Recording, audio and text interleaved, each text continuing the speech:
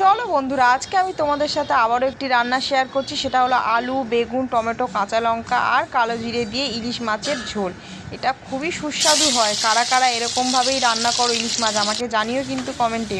আর ভালো লাগলে অবশ্যই লাইক কমেন্ট শেয়ার করতে ভুলো না। তেলের মধ্যে আমি ভেজে নিলাম আলুটা যখন একটু লাল হয়ে এসেছিলো তার মধ্যে দিয়ে দিলাম কেটে রাখা বেগুন। দুটোকেই খুব ভালো করে ভেজে নিয়েছি। আর তারই ফাঁকে মাছটা নুন হলুদ দিয়ে মাখিয়ে রেখেছি। এই মাছটা অনেকে আবার কাঁচাই রান্না করে, কিন্তু আমার একটু আঁচটে গন্ধ লাগে, সে কারণে আমি তেলে হালকা ভেজে নিয়েছি, খুব কড়া করে ভাজিনি। এরপর আমি তেলের মধ্যে দিয়ে দিলাম কালো জিরে, টমেটো আর সামান্য একটু নুন দিয়ে দেবো, যাতে টমেটোটা খুব শীঘ্রই সেদ্ধ হয়ে গিয়ে গলে যায়। তো যাই হোক, এর মধ্যে দিয়ে দিয়েছি গুঁড়ো লঙ্কা। এই রান্নাটা করতে বেশি কিছু লাগে না, নুন, হলুদ, গুঁড়ো লঙ্কা, ঘরে যেটুখানি মশলা আছে সেটুখানি দিয়েই এইটা হয়ে যায়।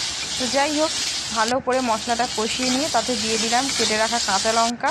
তারপরে দিয়ে দেবো ভেজে রাখা আলু এবং ভেজে রাখা বেগুন দিয়ে ভালো করে মশলাটা মাখিয়ে নিয়ে পরিমাণ মতো জল দিয়ে দেবো। আর কিছুক্ষণ ফুটলেই তৈরি হয়ে যাবে আমার ইলিশ মাছের ঝোল।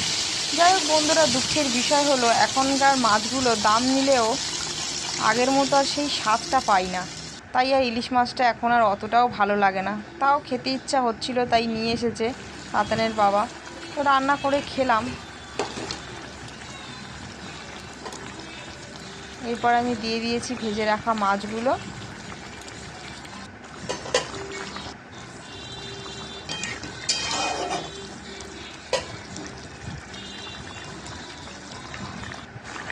আর এই রান্নাটার যে টিপসটা সেটা হলো, মাছটা ভেজে নেওয়ার পর কিছুটা তেল আমি বাটিতে তুলে রেখেছিলাম, তরকারিটা যখন হয়ে এসেছে সেই তেলটা ওপর দিয়ে ছড়িয়ে দিয়েছি।